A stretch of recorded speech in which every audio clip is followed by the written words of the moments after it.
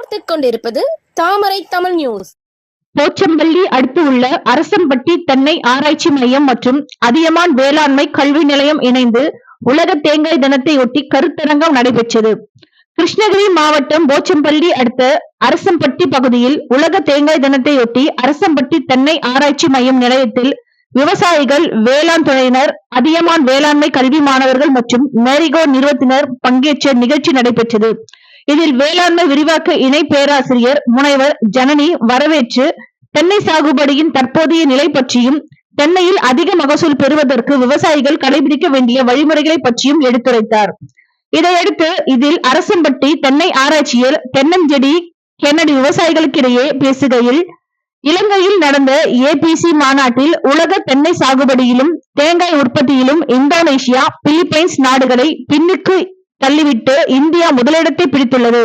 அதற்கு காரணம் தென்னை சாகுபடியில் விவசாயிகள் காட்டி வரும் அதீத ஆர்வமும், அவர்களுக்கு அதிக மகசூலை தரக்கூடிய ரகங்களை உற்பத்தி செய்து தரக்கூடிய வேளாண் ஆராய்ச்சிகளும் ஆகும். இதில் இந்தியா முழுவதும் உள்ள 12 மாநிலங்களுக்கு தென்னை செடியாகவும் தேங்காயாகவும் கொடுத்து தென்னை வளர்ச்சியில் நமது அரசம்பட்டி தென்னை விவசாயிகளின் பங்கு 80% உள்ளது குறிப்பிடத்தக்கது.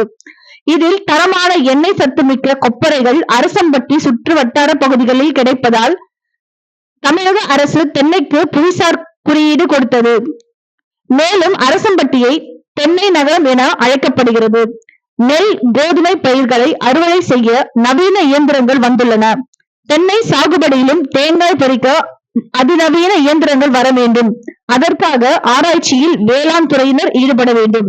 அதேபோல் தென்னை இங்குதான் அதிக அளவு பயிர் செய்யப்பட்டு உள்ள நிலையில் அரசம்பட்டியை மையமாக கொண்டு பன்னாட்டு ஏற்றுமதி நிலையம் மற்றும் தமிழக ஆராய்ச்சியின் சார்பில் ஆராய்ச்சி மையம் அமைக்க வேண்டும் எனவும் பேசினார்.